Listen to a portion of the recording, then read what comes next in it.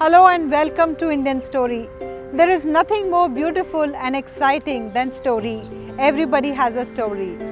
In fact, the story is a light. Now let's watch what this story has to say.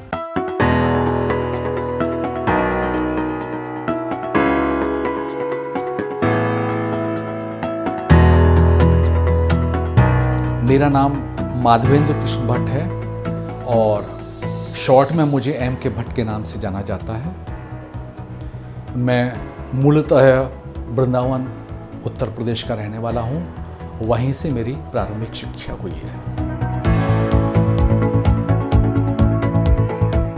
मेरा बचपन कुछ एक मिश्रित वातावरण के अंदर व्यतीत हुआ, जहाँ पढ़ाई के साथ साथ मुझे अपने पारिवारिक संस्कार और पारिवारिक परंपराओं को सीखने और सिखाने का अवसर प्राप्त हुआ।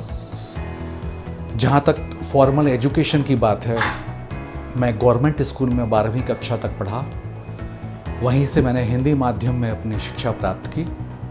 साथ ही साथ संगीत, साहित्य और कला तीनों मुझे अपने परिवार में अपने पिता, माता और अपने अग्रजों से सीखने का सौभाग्य प्राप्त हुआ। मेरे फादर का नाम प्रोफेसर कृष्ण चैतन्य भट्ट था। उनका देहावसान 2009 में हो चुका है। जो कुछ आज मैं हूँ उनमें उनका बहुत बड़ा योगदान है। पेशे से वो प्रोफेसर थे आगरा यूनिवर्सिटी के अंदर, डीन फैकल्टी ऑफ आर्ट्स रहे। अनेक पदों पर उन्होंने कार्य किया। बावजूद उसके उनका जीवन पूर्णतः त्यागमय रहा। उन्होंने अनेक ऑफ़र जो कि बाहर से आए हुए थे, बम्बई भी थे, अजमेर भी था, कलकत्ता से भी थे, उनको ठुकराया और केवल अपने परिवार और परंपरा की रक्षार्थ उन्होंने संपूर्ण जीवन में केवल ब्रजवास यानी वृंदावन वास किया और अपने जीविका यानी अपने टीचिंग प्रोफेशन को कैरी करते हुए उन्होंने अपने परंपरा के जितने भी कार्य थे वो अपने जीवन पर्यंत उन्होंने संपादित किए।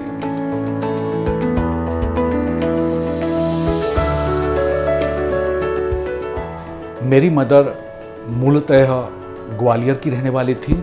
उनका नाम सरस्वती था। उनका भी देहावसान 2004 में हो गया। मेरे जो नाना थे वो जो सिंधिया परिवार है उसके राजगुरु हैं। इस कारण मेरे जो नाना जी हैं उनको चक्रवर्ती की उपाधि से विभूषित आज से लगभग 150-200 साल पहले किया गया था। मेरी माँ यदि फॉर्मली उनको देखें तो वो बहुत ज़्यादा पढ़ी लिखी नहीं थी, लेकिन उनको हिंदी, संस्कृत और एक हमारी लोकल लैंग्वेज होती है जिसे ब्रजभाषा बोलते हैं, उसका उनको पूर्णतः ज्ञान था। उन्होंने मुझे जितने भी संस्कार हो सकते हैं न केवल संस्कार प्रदान किए, अपितु जो लेवल ऑफ कॉन्फिडेंस और डिसीजन मेकिंग की जो एक प्रवृत्ति जो मेरे अंदर है वो मैंने अपने माँ से ही सीखी, जिसमें वो पारंगत थी।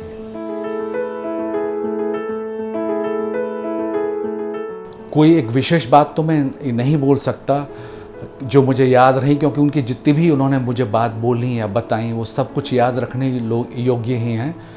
लेकिन फिर भी फादर का एक वचन होता है कि कभी कोई ऐसा कार्य न करना जिससे कि मेरा सिर नीचा हो जाए। ये बात मुझे हमेशा याद रही है, आज भी मैं याद रखता हूँ और भविष्य में भी इसको याद रखूँगा।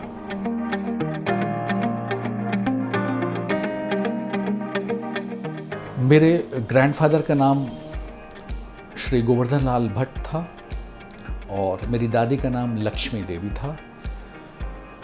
जहाँ तक ग्रैंडफादर की याद का प्रश्न है, मेरे ग्रैंडफादर की जो डेथ है मेरे जन्म से पूर्व हो चुकी थी, तो मेरे साथ उनकी कोई भी याद नहीं जुड़ी हुई। मेरे दादी ज़रूर, मैंने अपने जीवन में उनको खूब देखा है, मैं उनके साथ रहा हूँ, मैंने अपना बचपन उनके साथ बिताया है। बाकी एक याद मुझे हमेशा उनकी रहती है कि जब मेरे गांव के अंदर बसों की स्ट्राइक हो गई थी और ट्रांसपोर्टेशन के साधन बंद हो गए थे, तो उन्होंने अपनी सेव्ड पॉकेट मनी से मुझे एक साइकिल लेके गिफ्ट की, जिससे कि मैं कॉलेज जा सकूं without using the public transportation. पहली याद।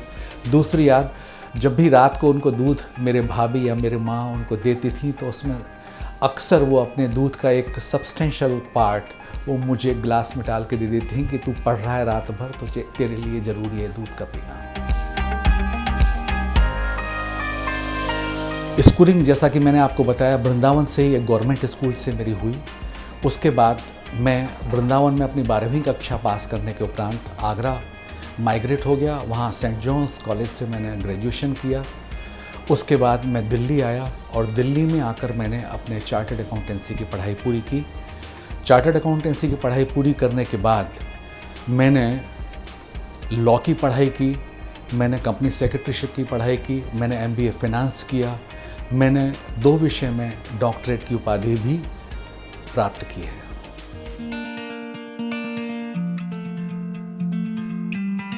हम लोग परिवार में 5 भाई हैं।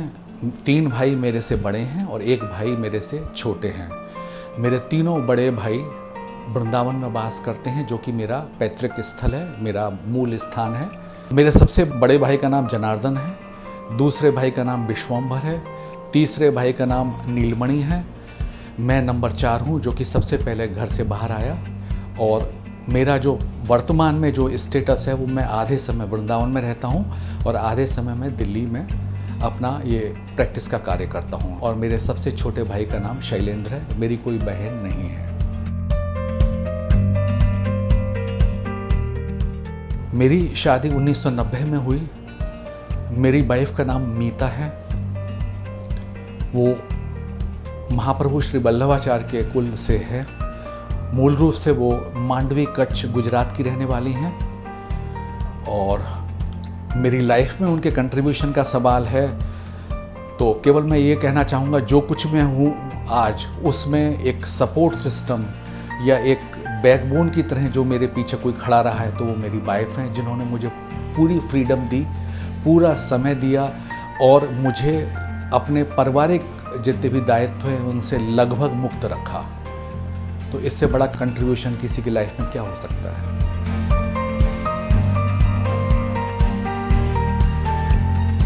मेरे 2 बेटे हैं। मेरा बड़े बेटे का नाम मालव है, छोटे बेटे का नाम मलय है।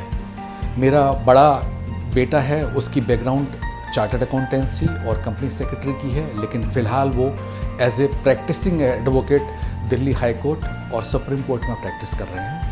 छोटा बेटा मेरा इंजीनियरिंग साइड में है, उसने BTech कंप्यूटर साइंस किया हुआ है और फिलहाल एक सॉफ्टवेयर कंपनी के साथ वो काम कर रहे हैं।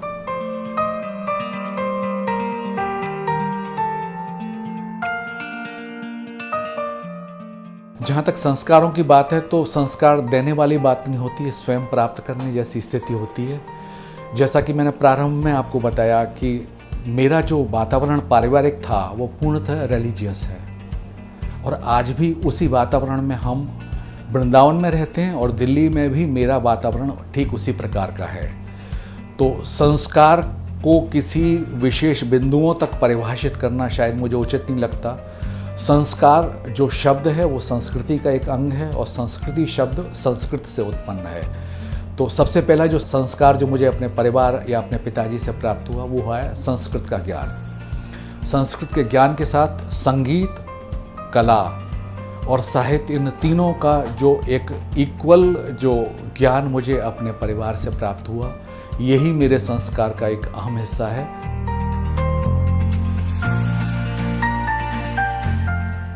इंस्पिरेशन मेरी माँ मेरी सबसे बड़ी इंस्पिरेशन है, जिन्होंने मुझे लाइफ में मजबूती से टिके रहना बताया।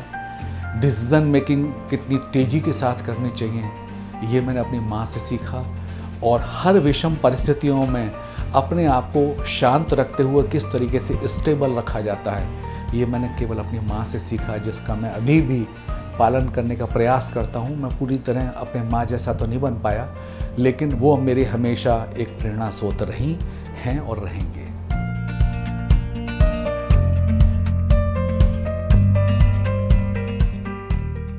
मेरी प्रोफेशनल जर्नी है बड़ी एक दुखद घटना के साथ शुरू हुई। मैंने कभी भी नहीं सोचा था कि मैं चार्टर्ड अकाउंटेंट बनूंगा। कुछ एक घटनाएं मेरे साथ ऐसी जीवन में घटी जिसने मुझे इस लाइन की तरफ मोड़ दिया। प्रारंभिक अवस्था में मैं ये सोचता था कि मैं अपने पिता की तरह ही एक टीचर बनूंगा और किसी कॉलेज में पढ़ाऊंगा, लेकिन जब मैंने अपना पोस्ट ग्रेजुएशन किया तो मेरे साथ कुछ ऐसे बर्ताव किए गए अपने गुरुजनों के द्वारा ही जो मुझे पसंद नहीं आए। तो मुझे लगा कि उन्होंने मुझे यहाँ तो पीछे खींच दिया, क्या रियल लाइफ में भी वो मुझे पीछे खींच पाएंगे? इस प्रश्न का जवाब देने के लिए मैं दिल्ली आया और मैंने चार्टर्ड अकाउंटेंसी की पढ़ाई प्रारंभ कर दी। प्रभु की कृपा, बड़ों का आशीष मुझे इतना मिला कि मैं केवल एक दफ़े पूरे इस कोर्स के दौरान मुझे असफलता का सामना करना पड़ा, अन्यथा मैंने सारे जो अपने ग्रुप्स थे वो पहले अटेम्प्ट के अंदर क्लियर किए। 1990 में, जनवरी 90 में, यानी 89 बैच का मैं क्वालिफाइड चार्टर्ड अकाउंटेंट हूँ, जिसका रिज़ल्ट 1990 में आया और 90 से मैं सतत प्रैक्टिस कर रहा हूँ। मेरी फर्म का नाम M.K. Bhatt and company chartered accountants है, जो दिल्ली में सिचुएटेड है। इसका जो वर्तमान में हेड ऑफिस है वो प्रीत विहार में है। हमारी ब्रांचेज हैं नोएडा के अंदर हैं, गाज़ियाबाद के अंदर है, धामपुर के अंदर है, वृंदावन के अंदर है, और एक छोटा सा कार्य हम दुबई से भी करते हैं।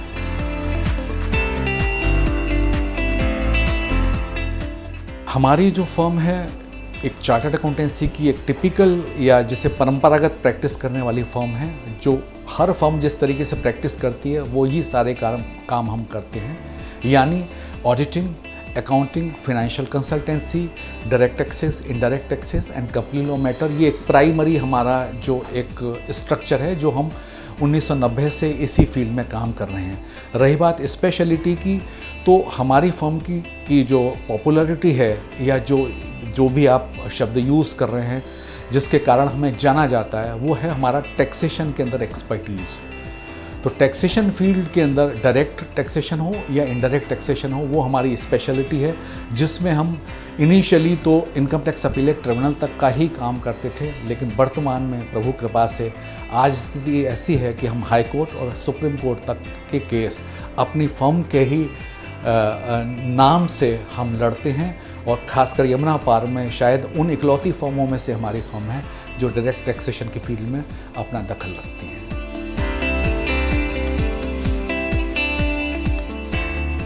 चैलेंजेस को फेस करने का केवल एक है कि कूल, काम और केयरफुल।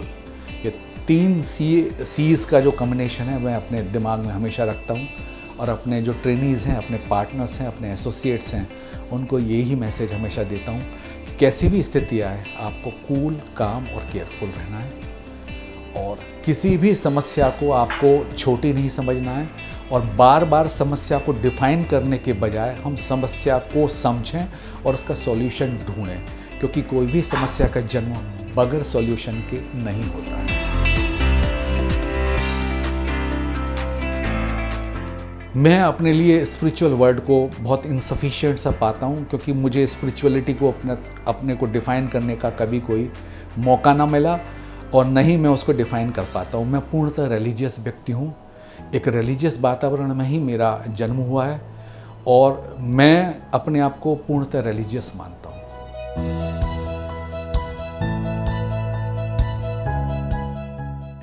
ट्रैवलिंग हर एक व्यक्ति का एक शौक़ होना चाहिए और होता है, और मेरा भी वही शौक़ है। मैं लगभग भारत के सभी स्थलों पर घूम चुका हूँ। सभी धार्मिक स्थलों पर भी मैंने विशेष रूप से तीर्थ यात्रा भी की है।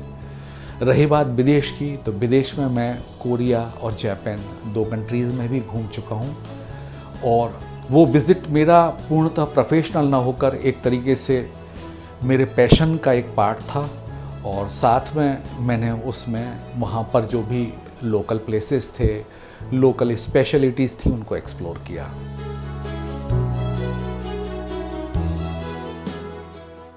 हॉबीज़ में सबसे पहला मेरा जो है वो रीडिंग, सिंगिंग, ट्रैवलिंग, और अबाल मैं रिलीजियस पीपल हूँ, तो मुझे हमारे घर की जो परंपरा है उनका पालन करना बहुत अच्छा लगता है।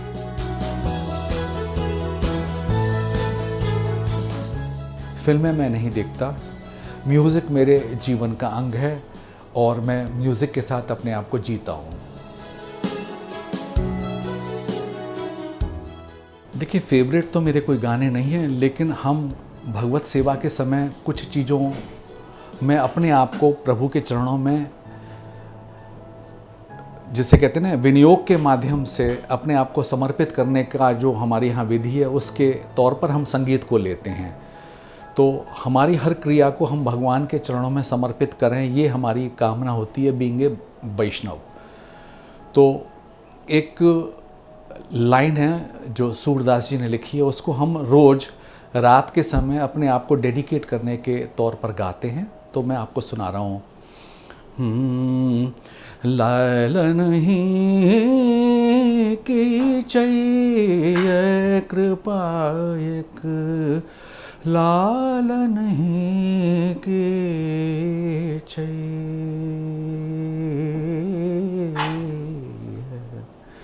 अपनों दोष विचार सखी री, इन सो कछु न कहिए कृपा एक, लाल नहीं की चाहिए।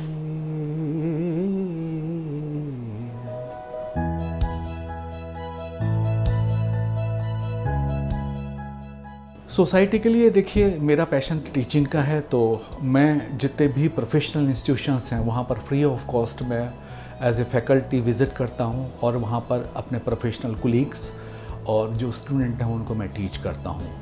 ये मेरा एक जो पैशन है, जिसको आप मेरा कंट्रीब्यूशन भी बोल सकते हैं। उसके अलावा मैं लायंस क्लब के साथ जुड़ा रहा हूँ, अभी भी जुड़ा हुआ हूँ, और वहाँ पर मैं एज ए डिस्ट्रिक्ट चेयरपर्सन तक के पद पर कार्य कर सकता हूँ। मैसोनिक क्लब के साथ भी मेरा एसोसिएशन है। साथ में मैं एक ट्रस्ट चलाता हूँ जिसका मेन पर्पस जो है वो प्रिजर्वेशन और conservation of the tradition of Shri Raghunath Bhatt Goswami है, जिसका कि मैं एक पार्ट हूँ, सदस्य हूँ, और एक रिप्रेजेंटेटिव के रूप में उसको मैं प्रिजर्व करने का प्रयास कर रहा हूँ।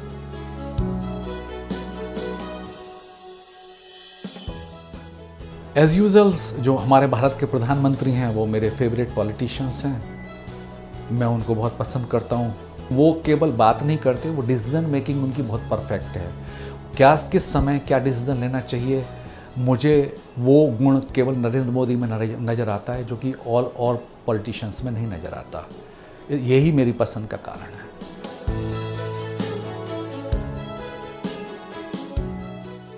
सक्सेस मंत्र है कि हार्ड वर्क का कोई दूसरा अल्टरनेटिव नहीं है। तो हमेशा आप अपने समस्याओं को डिफाइन कीजिए, उनके लिए आप हार्ड वर्क कीजिए, स्ट्राइव कीजिए, आपको सक्सेस मिलेगी। यही मेरा सक्सेस मंत्र है।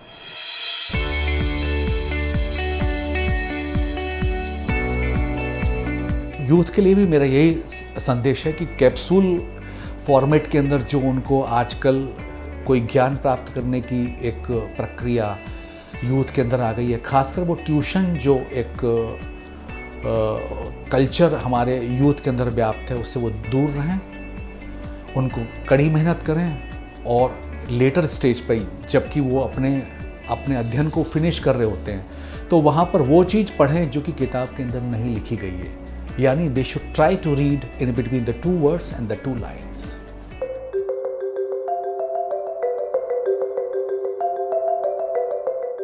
देखिए, मेरा जन्म वृंदावन में हुआ। काम मैं दिल्ली में कर रहा हूँ, लेकिन मन से अभी भी मैं ब्रजवास ही करता हूँ। सतत रूप से मेरा दिमाग और दिल वृंदावन में ही रहता है। जो पारिवारिक संस्कार हैं वो पूर्णतः धार्मिक हैं। महाप्रभु श्री चैतन्य महाप्रभु के 6 मेन डिसाइपल्स थे, जिनको कि हम षड गोस्वामी के नाम से जानते हैं। उनके नाम हैं श्री रूप गोस्वामी, सनातन गोस्वामी, जीव गोस्वामी, रघुनाथ दास गोस्वामी, रघुनाथ भट्ट गोस्वामी और रघुनाथ श्री गोपाल भट्ट गोस्वामी।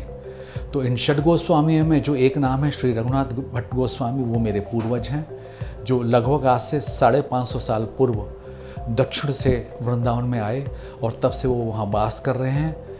और हमारा भी वास तभी से वृंदावन में है। जो हमारी परंपरा है उसका एक अभिन्न अंग वो है भगवत सेवा।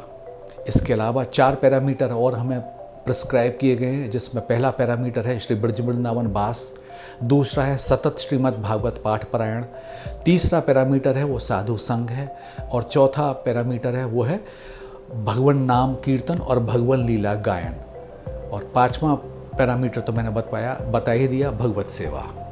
तो श्री विग्रह जो आराधन है या भगवत सेवा है, वो इन 5 जो भजनांग हैं उनका एक अंग है, और मैं कोशिश करता हूँ कि इन 5 जो भजनांगों का पालन अपने जीवन में करूँ।